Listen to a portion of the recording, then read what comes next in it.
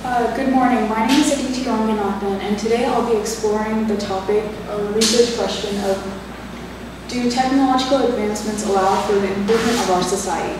So the basis for my argument is the fact that technology and society are both codependent on one another. Technology helps individual aspects of society grow, such as health and education, communication, transportation, education, and the economy.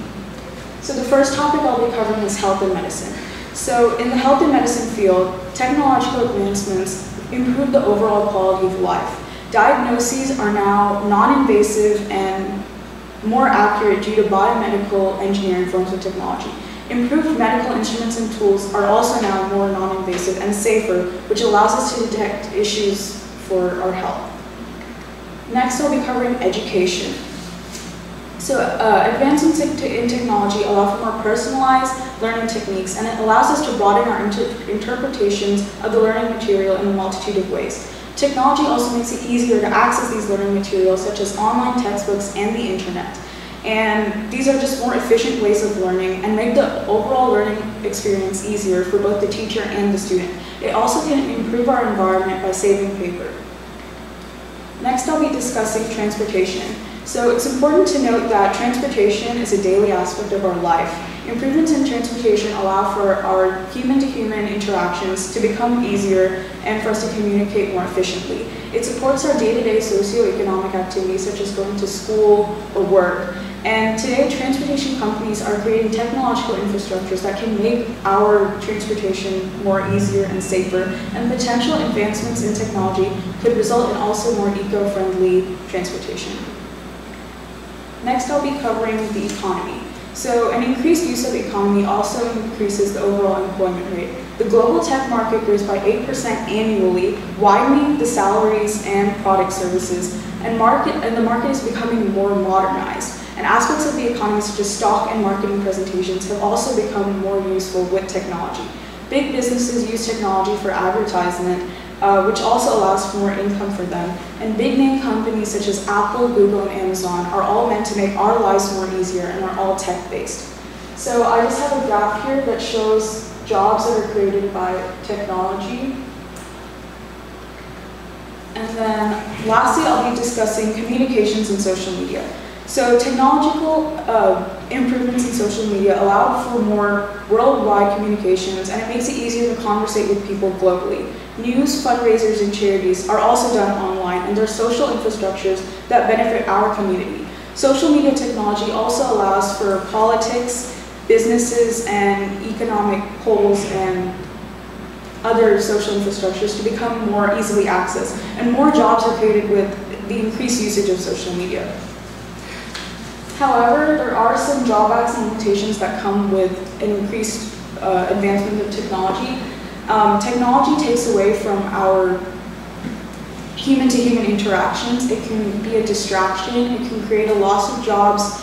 And also, it could potentially be an invasion of privacy with more and more usage of technology.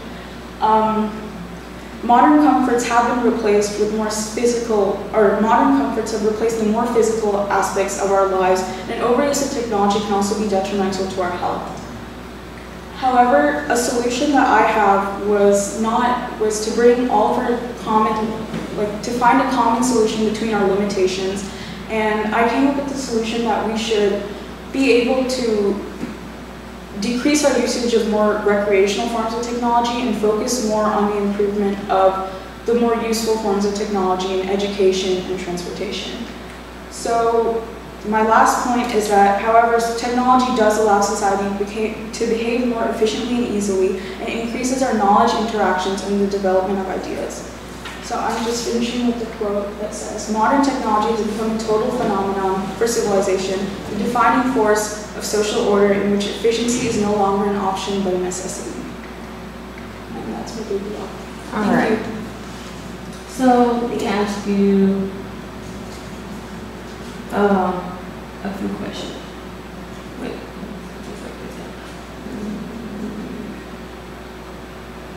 Okay. Question one. So, how does your conclusion respond to any other research or sources you examine? My conclusion. Can you repeat the question, please? How does your conclusion respond to any of the other research or sources you examine?